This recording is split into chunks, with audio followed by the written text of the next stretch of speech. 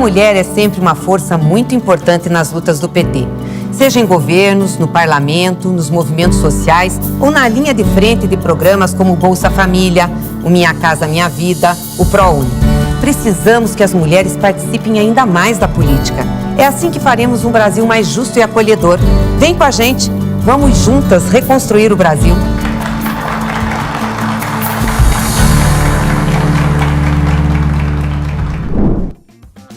Nesta semana, o TV Elas por Elas Formação está discutindo o espaço das mulheres negras na política.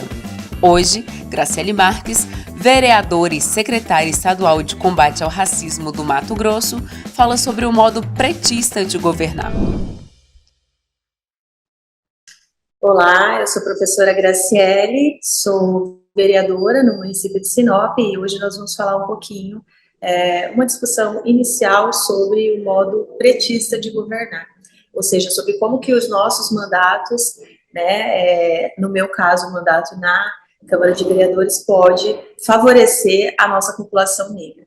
Bom, eu sou mãe solo, periférica, moro em um estado bastante conservador, no meu município especificamente é um município de colonização sulista, e nós temos bastante dificuldade ainda de dar visibilidade às pautas da população negra. E aí o mandato vem para ajudar a dar espaço para essa população, conforme aquilo que é a defesa do nosso partido, o Partido dos Trabalhadores e das Trabalhadoras. Eu me candidatei pela primeira vez em 2020 a vereadora, e foi uma construção coletiva que trouxe todas as pautas que eu já defendi enquanto militante, eu e o grupo que construiu essa candidatura, que posteriormente se tornou um mandato. Sempre vivi nas periferias do município de Sinop, então eu conheci as mazelas do que é ser uma mulher trabalhadora nesse município, em especial uma mulher não branca, ou seja, uma mulher parda, que compõe o nosso grupo da população negra. Então, o meu fenótipo destoa daquilo que é a colonização sulista do município do qual eu faço parte. E conhecer essas mazelas me fez perceber do quanto nós precisamos avançar, em políticas públicas, em organização da população negra no município de Sinop e no estado de Mato Grosso. Já temos algumas iniciativas, mas isso precisa avançar. Quando a gente ingressa na Câmara, e eu estou como única mulher e única de esquerda nessa legislatura, a gente percebe a necessidade de fazer valer a característica dos mandatos petistas, que é um mandato mais voltado, vinculado cotidianamente à sua base, que é a nossa militância petista, sejam as mulheres, a comunidade LGBTQIA+, a população negra, os trabalhadores e trabalhadoras. E percebemos que o mandato, ele é importante, ele precisa levar essas ferramentas institucionais até a população, que muitas vezes está alheia a esse processo, alheia, por exemplo, à Câmara de Vereadores, porque construído para nós uma ideia de que esse espaço não é nosso, que os espaços de poder não são nossos, e isso não é verdade. Os mandatos petistas precisam ter uma característica de estar mais próximo da população, e de mostrar para essa população que esse espaço é um espaço dela que ela precisa ocupar, aquela que é chamada a casa do povo. Importante na eleição de um mandato como os mandatos petistas é trazer as pautas, e aí eu vou falar em especial as pautas da população negra, e falando especificamente do município de colonização sulista, que precisa avançar muito em relação à militância da população negra, levar para esse espaço as nossas pautas. Então, como que a gente faz isso? Hoje o vereador e a vereadora, ele tem algumas ferramentas que são as indicações, que são os requerimentos, que são os projetos de lei, que é a defesa contrária a projetos que são excludentes para a maior parte da população, que é a população negra, Mato Grosso e o município de Sinop tem mais de 50% da sua população como população negra, e que precisa estar no orçamento público, precisa estar nas ações do legislativo, nas ações do executivo. Então, percebam que esse espaço é um espaço que nós precisamos levar as nossas pautas de fato e defender essas pautas e fazer com que elas tenham visibilidade. Ao contrário, por exemplo, lá no meu caso, ao contrário das outras 14 candidaturas, dos outros 14 mandatos. Quando a gente tem a possibilidade de fazer a indicação, um dos exemplos dos instrumentos de trabalho do vereador, Como que o nosso mandato observa? Bom, onde que mais nós temos majoritariamente a população negra, com necessidade de uma praça pública, de um espaço de lazer, de um investimento maior no posto de saúde, de melhorar a qualidade da educação, para alcançar a nossa população, os nossos meninos e meninas negras que estão na periferia e que às vezes não têm a estrutura necessária para a sua formação. Então, as nossas indicações estão voltadas para aquilo. Políticas públicas que não estejam alcançando a população negra, seja na saúde, na educação, ações do executivo que não estejam alcançando. Então, nós fazemos requerimento para perguntar como tem sido o atendimento dessa população, para que a gente possa daí pensar em políticas públicas que possa melhorar o atendimento à população negra. Os projetos de lei, nós, por exemplo, Sinop, nós não temos o Estatuto da Igualdade Racial. Eu acho que é a realidade de muitos municípios, das nossas companheiros que possam estar assistindo essa aula. Nós precisamos, são coisas que nós precisamos criar. Então, qual que é a ferramenta? E o mandato petista, ele tem um diferencial que eu não crio uma coisa da minha cabeça, né? Eu construo isso com uma base. Então, nós realizamos aqui audiência pública para debater a criação do Estatuto da Igualdade Racial e trazendo a população para discutir, jovens, pessoas já com tempo de militância nos movimentos sociais, no movimento negro, para que essas pessoas possam dizer o que é que precisa, né? Porque nós estamos lá, afinal, para representar essas pessoas, portanto, não podemos tomar decisões de forma individual, mas sim de forma coletiva. Quando nós fazemos isso, nós trazemos, e foi isso para nós, foi histórico aqui, é o que nós esperamos que as companheiras consigam construir a partir do momento em que consigam ocupar, e aí a importância das mulheres negras em especial, ocuparem espaço de poder, porque tem essa sensibilidade de trazer para o debate. Mas quando nós promovemos uma ação dessa forma, nós trazemos, no caso de Sinop, nós empretecemos a Câmara, porque, como eu falei, é um município de colonização sulista, embora a maior parte da população seja negra, segundo dados do IBGE, mas essas pessoas não estão acostumadas a ocupar aquele espaço, porque não foi oportunizada a elas a ocupação desse espaço.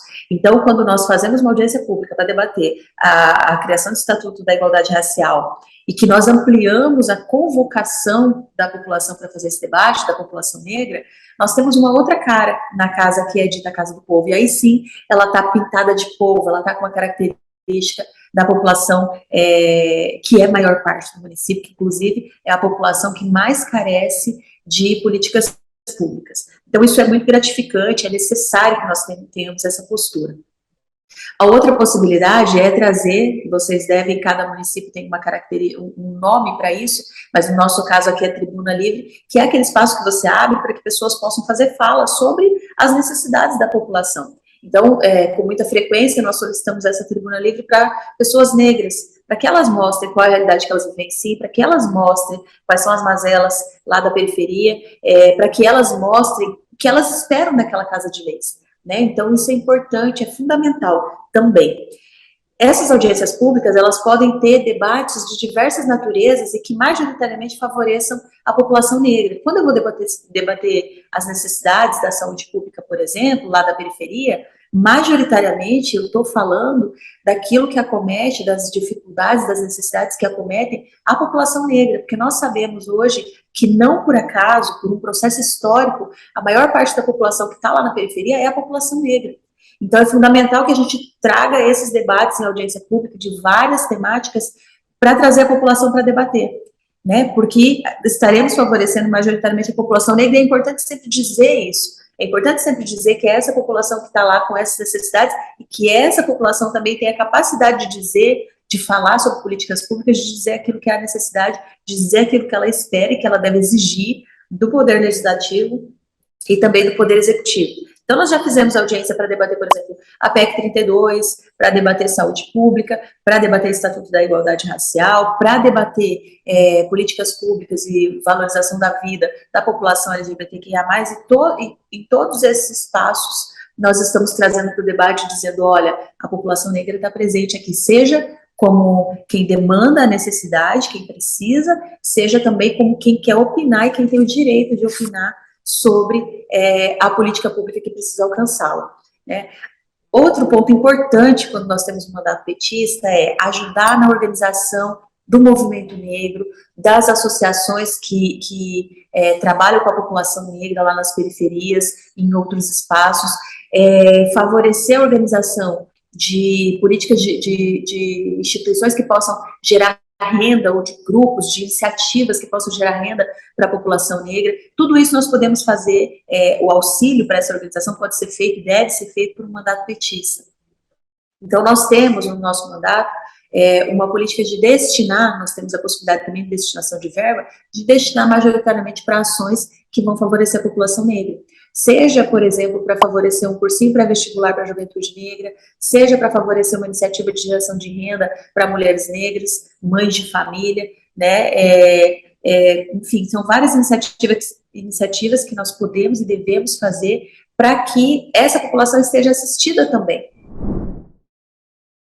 A nossa participação nesses espaços de poder, e aqui a gente falando, né, do lugar da nossa companheira Graciele no parlamento, faz toda a diferença, né? Quando ela fala sobre nós reforçarmos e discutirmos o Estatuto da Igualdade Racial, é porque lá a gente tem questões que são extremamente importantes para a igualdade, né? Para possibilitarmos a igualdade da sociedade, para que a população negra acesse, né, os espaços e que anteriormente lhe era negado. Né? A gente sabe o quanto é importante termos representações nesses lugares, nos parlamentos, questionando, pautando, né, sobre os nossos pontos, sobre as nossas lutas. E o Estatuto traz um pouco disso. Né? Quando a gente fala sobre a importância das cotas, por exemplo, nós sabemos que as cotas ela vêm para inserir a nossa população nesses espaços, em especial a universidade, porque nós sabemos que a gente tem um vácuo histórico, né, da nossa participação na educação, né, no ensino. Né? Então, essa reivindicação de termos hoje pessoas que nos representem, em especial as mulheres no parlamento, é porque nós sabemos que elas estarão lá pensando a partir do que nós de fato precisamos, estarão levando as nossas reivindicações, estarão pensando a partir do que a gente acredita que deve ser alterado. A gente precisa se ver nesses lugares, né? E se ver nesses lugares tendo pessoas que pensem, que vivam, que sintam na pele um pouco do que a gente sabe qual é a nossa realidade. Então, quando você tem aí, quando nós, né, elegemos pessoas que não são, né, que não vivem, que não sentem o que a gente sente na pele, fica um pouco mais complicado. Então, essas representações são extremamente importantes. Então, quando eu falo, por exemplo, da questão das cotas, que é um dos pontos que tem no Estatuto da Igualdade Racial, é porque nós não temos, né, nós não somos representados, por exemplo, nos livros, e isso é importante. É importante a gente ter essa representatividade. Olá, boa tarde. Um prazer estar falando com vocês, companheiras e companheiros. Eu sou Ivonete Carvalho, comissária de polícia aposentada aqui no Rio Grande do Sul. Sou uma ativista do movimento negro, do movimento quilombola, sou uma quilombola de origem, né?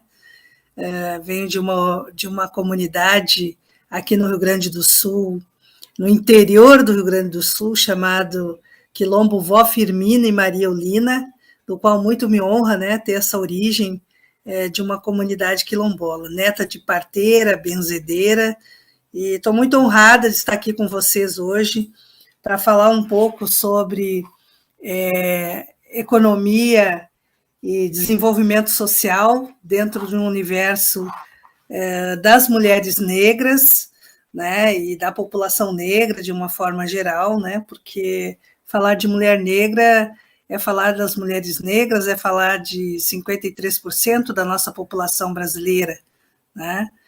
E então quero dialogar com vocês nessa tarde e fazer uma reflexão, na verdade, sobre a conjuntura que nós estamos vivendo, né, no nosso país e no mundo, né, onde a gente está aí se é que dá para dizer com pós-pandemia, na verdade ainda com resquícios dessa pandemia, né, e que assolou mais de 700 mil famílias, né, mais de 700 mil vidas foram ceifadas por conta desta pandemia que trouxe uma lesa para a humanidade, né, não só para o Brasil, mas para a humanidade. E lamentavelmente, por conta de uma gestão descompromissada, né, com os valores humanos, né, daquilo que é mais primordial para todos nós, que é o direito à vida, né, uma gestão de um governo que, desde o seu primeiro dia de governo, teve um descaso total com a nossa população, com o povo brasileiro, e esse povo brasileiro que está majoritariamente em situação de vulnerabilidade é que tem pagado a conta, né? Mas eu quero trazer aqui para vocês essa reflexão da importância do momento político que nós estamos vivendo no nosso país e o quanto a nossa população negra, né, que foi majoritariamente impactada, né, por esse desgoverno, por esse governo irresponsável do ponto de vista de cumprimento da Constituição Federal, né? Esse governo que não trouxe os elementos mínimos de um gestor público para com a população mais vulnerável da sociedade brasileira. E essa população vulnerável, ela é preta e ela é parda. Ela está ou nas periferias dos grandes centros, nas áreas periféricas, ou ela está nos quilombos, nos territórios rurais, né, distantes, no difícil acesso e, portanto, desprovidos das políticas públicas ou então com dificuldade de acesso a essas políticas que precisam chegar até as nossas comunidades. E dentro desse universo estão as mulheres, né? As mulheres negras, as mulheres pretas e pardas, as mulheres rurais, as mulheres periféricas que viram e que saem todos os dias, né, dos seus lares, muitas vezes deixando seus filhos, para buscar o sustento para as suas famílias, né? Essas mulheres que são, na maioria das vezes, mulheres solos, né? Mulheres negras, trabalhadoras, que acabam deixando seus filhos desprovidos de uma creche ou de uma escola de boa qualidade, né? Porque, infelizmente, a nossa escola pública ela está fragilizada. Esta escola pública, nós temos hoje um sistema educacional totalmente vulnerabilizado, né, do ponto de vista de profissionais que não estão tendo seus direitos assegurados enquanto trabalhadores e trabalhadoras, né, uma escola frágil e que muitas vezes não sequer tem vaga para nossos filhos pretos e pretas, né? Então, eu quero trazer inicialmente esta reflexão, né, de que para falar de economia no nosso país, para falar de inclusão social para o nosso povo negro, para as mulheres negras, para as famílias negras, nós precisamos levar em consideração todo esse processo, né? Seja as políticas públicas de ações afirmativas que estão disponibilizadas hoje para a nossa população. Ou seja, nós, população negra no Brasil, ela usufrui e ela necessariamente precisa do braço do Estado. Ela necessariamente precisa acessar aquilo que o Estado disponibiliza do ponto de vista das políticas públicas.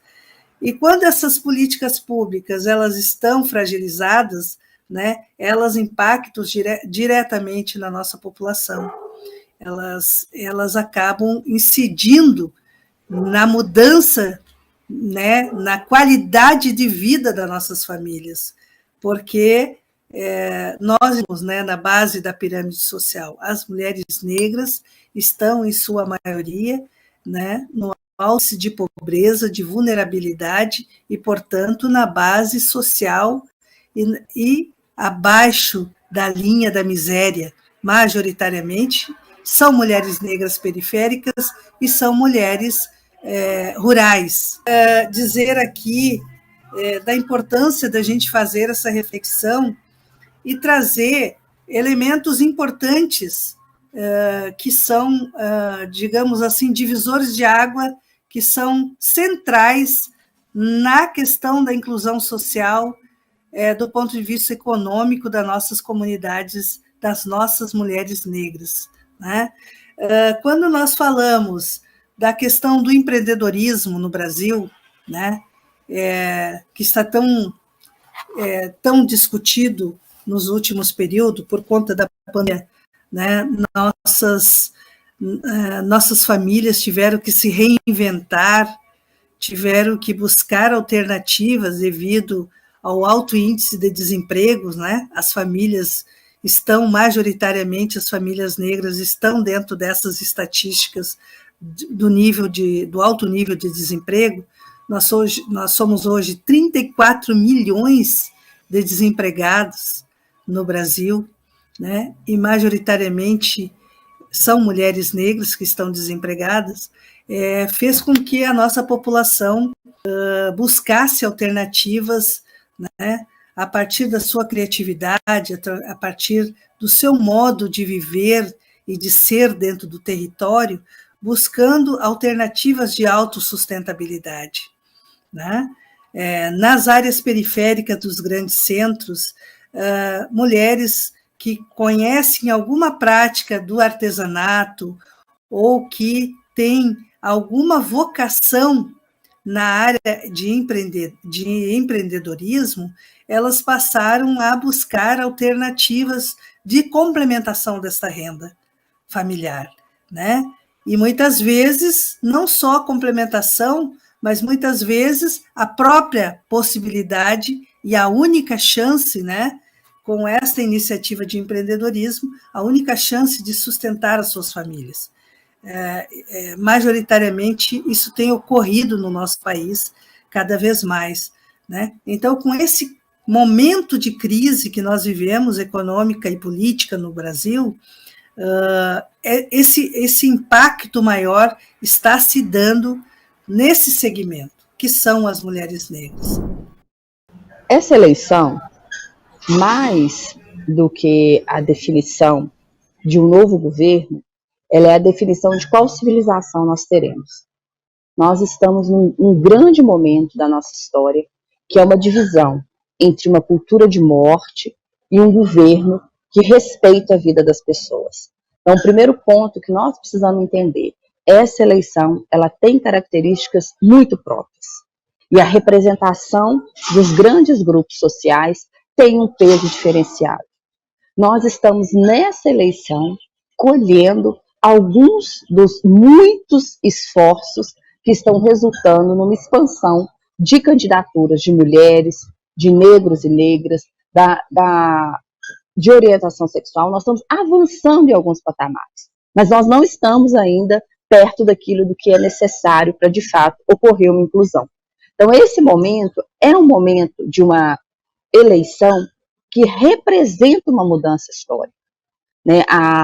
A convocação que todos nós estamos sendo chamados, estamos sendo chamadas, é para uma escolha. É uma escolha entre qual civilização, entre qual modo a sociedade vai sobreviver nos próximos anos. No caso, especificamente, quando nós estamos falando né, da discussão da representação das mulheres negras, é muito importante nós entendermos que esse é o momento de abrirmos, de descortinarmos essas pautas. O poder não foi feito e não foi pensado para as mulheres, e especialmente para as mulheres negras. Vamos olhar a história do nosso país, vamos olhar a foto do Congresso Nacional, vamos olhar a foto da Câmara, vamos olhar como que tem estruturado e quem ocupa esses espaços de poder. E nós temos um duplo desafio, como as companheiras apontaram. Primeiro, de ter uma representação de fato. E o segundo desafio é de fazer dessa representação uma transformação. Eu insisto muito, né, e revendo as aulas tão boas que foram, espero que todo mundo tenha oportunidade de ter acompanhado, esse momento é o momento dessa pauta ser uma pauta coletiva. É fundamental eleger mulheres negras e é fundamental também que os nossos companheiros assumam essa pauta como parte da construção democrática. Essa não é uma pauta exclusiva das mulheres negras. Nós temos um protagonismo, é o lugar de fala, é a importância. Mas aqui também uma convocação. Nós precisamos entender a importância de, estando nesse espaço, construirmos coletivamente estratégias de enfrentamento ao racismo, à exclusão dessa grande parcela da sociedade. Essa não pode ser uma tarefa, de novo, que caia exclusivamente nos ombros das companheiras valorosas que serão eleitas. Essa é uma tarefa de quem tem compromisso com a transformação da sociedade brasileira. Então, além de eleger representantes, além de eleger essas mulheres, a importância de construirmos um campo, uma frente, um espaço de discussão política que englobe as pessoas que lutam contra o racismo no nosso país. Olá, eu me chamo Romilda Pisani, sou educadora social e também integro ao Fórum Nacional de Mulheres Negras Petistas. E hoje estou aqui para conversarmos um pouco sobre a participação da mulher negra na política. E para que a gente inicie a nossa conversa, vamos conversar sobre o que significa a política partidária. A política partidária é uma organização de direitos privados que pode ser definido como uma união voluntária com afinidades, ou seria, grupos de pessoas conversando entre si, dialogando do mesmo pensar, que resolvem, a partir disso, fundar o seu partido. Então, a organização política partidária ela se inicia a partir deste pensar, de dialogar e, entre os seus, entender que aquela opção, aquela proposta colocada é a melhor proposta. Esse ano, celebramos 90 anos do direito da mulher ao voto, que foi dado às mulheres, ou conquistado, né? Na verdade, nós, enquanto mulheres, enquanto políticas, tudo passa a partir de conquistas, de luta. E não seria diferente em relação ao direito ao voto. Em 1932, as mulheres conquistaram o seu direito ao voto. Então, esse ano, celebramos 90 anos desse direito. Mas, desses 90 anos, a nossa realidade ela ainda está muito aquém para a participação da mulher na política. E quando nós fazemos o recorte racial, aí que, de fato, nós não conseguimos nos ver. Isso não acontece somente no partido específico. Isso acontece em vários partidos políticos partidários e também em vários países. Ou seja, a participação, a inclusão da mulher dentro desse cenário político ainda é muito frágil. E nós precisamos fortalecer isso e estamos aqui nesse espaço para contribuir com que a sociedade consiga entender que a participação da mulher na política partidária é muito importante. Vamos pensar um pouco sobre os espaços e o que é fazer política? Os espaços, eles são dos mais diversos. E a mulher faz parte desses espaços. A mulher faz política na creche, a mulher faz política na escola, a mulher faz política em vários outros segmentos. Mas isso não é reconhecido. E nós precisamos contribuir com que a nossa sociedade possa compreender, aceitar e contribuir no espaço para com que as pessoas aceitem a participação da mulher dentro desse processo político partidário. Ou seria, nós vivemos em uma sociedade onde a maioria é da mulher. Nós vivemos em uma sociedade onde a mulher contribui com todo o processo orgânico da dinâmica da vida. Mas exatamente no segmento partidário não tem espaço. Existem também outros núcleos onde as mulheres, na sua maioria, não se estão presentes, e sim o sexo masculino estão presentes. Mas essas barreiras nós estamos rompendo, aos poucos, mas estamos rompendo.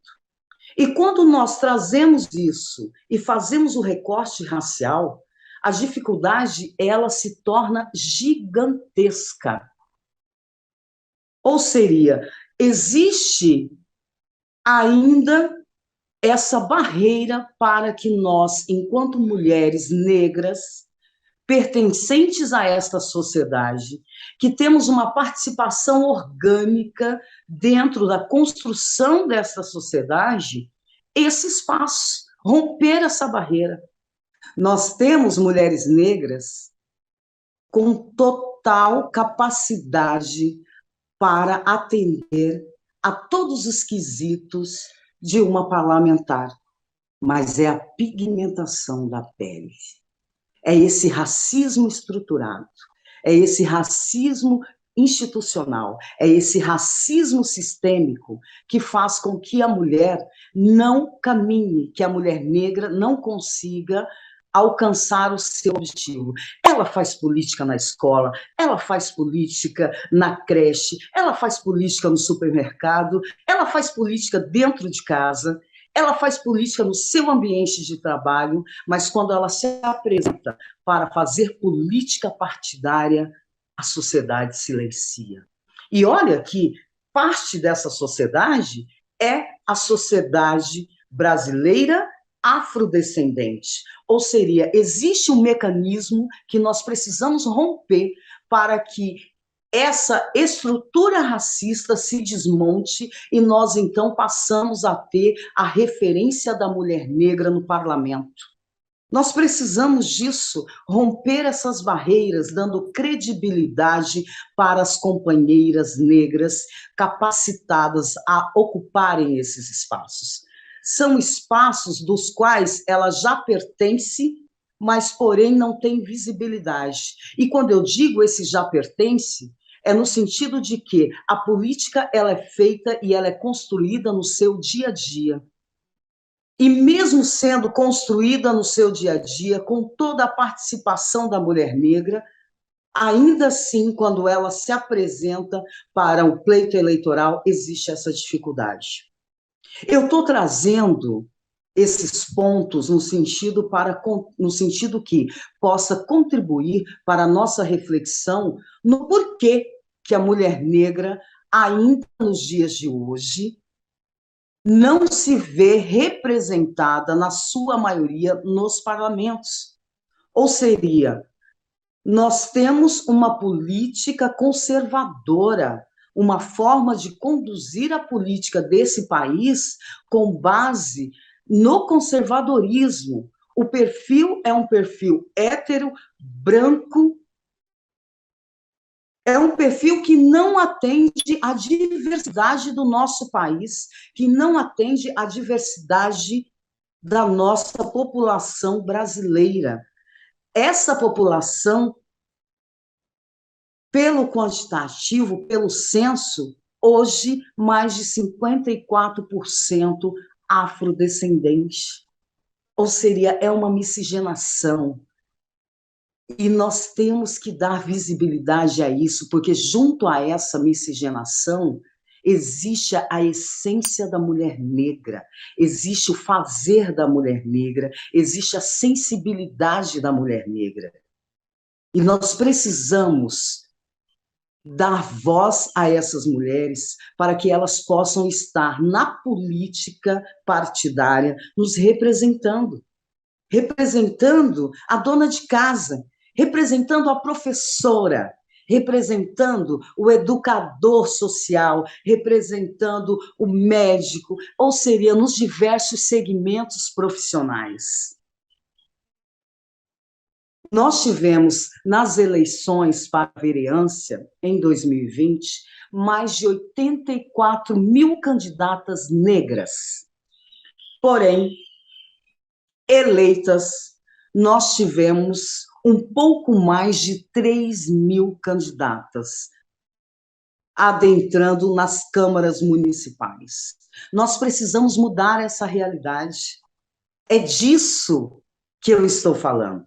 Enquanto mulher negra aqui da região centro-oeste do estado do Mato Grosso do Sul, conversar com vocês sobre a importância de darmos visibilidade, construirmos mecanismos para que, com as nossas mulheres negras, possam ser vistas as nossas pré-candidatas parlamentares, as nossas pré-candidatas ao parlamento.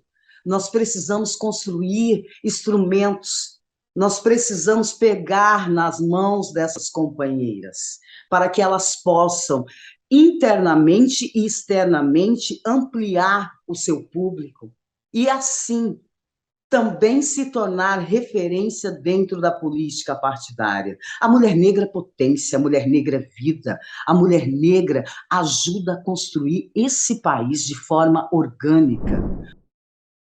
É importante a gente ressaltar que a responsabilidade não é só das companheiras, não é só nossa.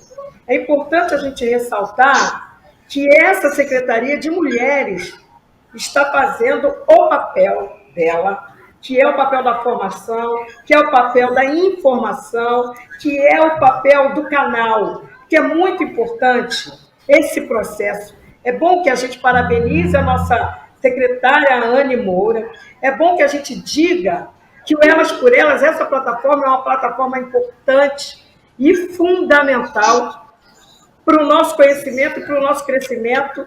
Continuo repetindo que é muito importante o nosso crescimento internamente no Partido dos Trabalhadores e das Trabalhadoras. E que os nossos companheiros saibam que a responsabilidade não é só nossa. O nosso companheiro Luiz Inácio Lula da Silva, principalmente ele, também reconheça e saiba que essa responsabilidade de transformação não é só das mulheres, mas é também e fundamentalmente, prioritariamente, com as mulheres. Já vai ficando por aí, Neide, para complementar aí a fala de vocês, dizer aí, eu, né, enquanto mulher branca que sou, né, não negra, e acredito que confirmo o que vocês dizem, que toda a sociedade deve ser antirracista, né? Já diz a frase que não basta não ser racista, é necessário ser antirracista. Então, todo mundo tem que fazer a sua parte, e vocês estão corretíssimas. Vamos esperar que o presidente Lula aí olhe mais para essa população e a gente consiga aí avançar na luta antirracista. Já fica por aí que eu vou passar já para você. A professora Ivonete Carvalho, ela falou da importância da agricultura familiar e outras alternativas de trabalho cooperativo, muito realizado pelas mulheres negras para sobreviver, principalmente aí nessa conjuntura econômica tão grave que estamos passando, do crescimento da fome, desemprego, a violência, o aprofundamento aí da desigualdade, das desigualdades sociais, a racial também, especialmente junto às mulheres negras, né? Então, gostaria que vocês comentassem essas experiências e discutissem possibilidades de um trabalho semelhante em nível de Assembleia Legislativa e Câmara Federal, já que a gente está aí discutindo e queremos eleger muitas mulheres, mas também que defendam essa causa e essa luta, a luta racial. Neide. companheira Ivonete diz da economia solidária, né? Nós temos que falar, nós temos muito hoje também que pensar, porque nós sabemos, Cassis aqui e Isabel sabem, que as mulheres negras foram as primeiras empreendedoras a surgir nesse nosso, desde da falsa abolição, que éramos as mulheres, as nossas ancestrais que vendiam, né? Que vendiam a cocada, que lavavam a roupa, que faziam aquela banca, botava aquele tabuleiro para fazer o dinheiro rodar entre nós, mulheres negras, né? Eu estava comentando aqui com o Cassis, antes de nós iniciarmos, das Irmandades da Boa Morte, que as Irmãs da Boa Morte, né, há mais de 200 anos, elas começaram a vender, né, a seu empreendedorismo, a vender, a comercializar sua cocada, a vender seus ouros que elas adquiriam, para poder alforriar e libertar, comprar a liberdade de outras irmãs e outros irmãos. E quando isso não acontecia, elas rezavam pela boa morte, para que, quando eles fugissem, para que fossem pegos, que eles tivessem uma boa morte. Digo isso porque o que seria hoje o empreendedorismo dessas mulheres hoje que estão sobrevivendo a duras penas na sua venda de ganho, né?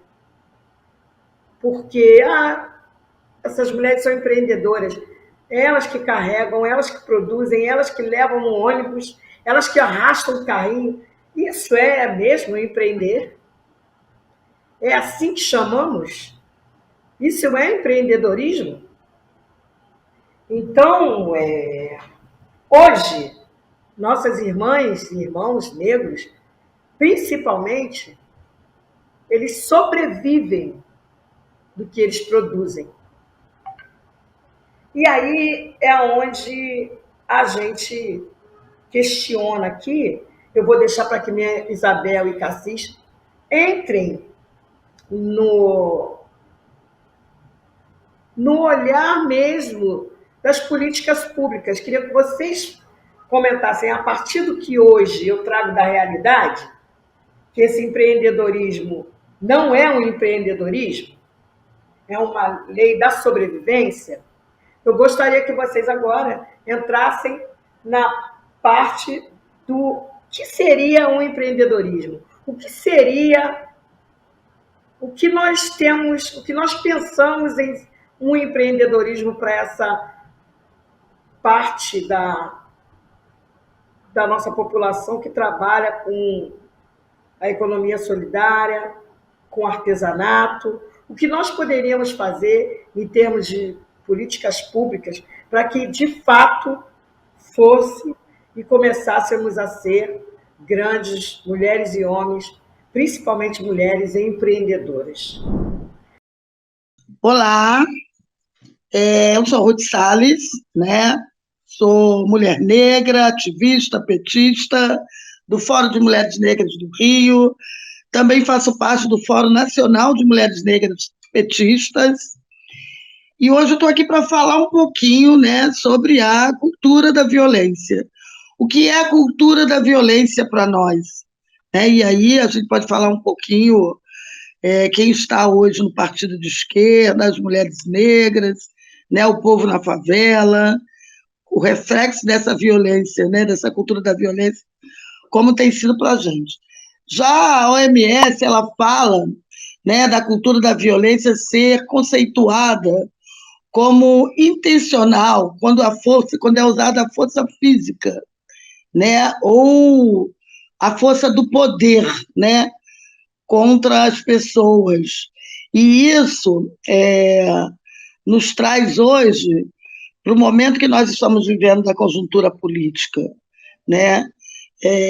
Lá atrás, a gente já fala desse país que estruturalmente ele foi fundado com o uso da violência, né? com o uso da violência no sentido, quando chegam no Brasil, já é praticada a violência contra a população indígena, que aqui já estava, né? E logo depois se faz um outro crime, que foi sequestrar o nosso povo na África, trazer nos porões do navio, né? E parte dessa população ser jogada no mar, porque morriam de tanto da quantidade que vinham nos porões, né? Dos navios, e parte eram escravizados, né? Mulheres estupradas, chicoteados, torturados pelo trabalho da força, né? E até hoje a gente continua num processo de violência e principalmente a população que mais recebe o reflexo dessa violência é a população negra e são as mulheres negras, né? Se a gente olhar, a Jaqueline Muniz, que é uma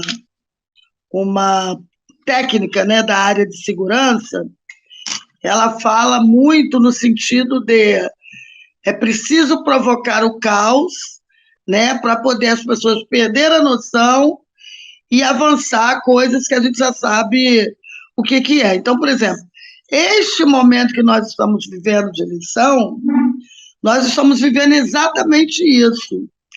Nós estamos com um governo, né, que tem provocado o caos, tem provocado o ódio, e as pessoas estão ficando, inclusive, sem noção, né, de qual o caminho deve tomar e tal. Então, a provocação do caos, da violência, como forma de opressão, como forma de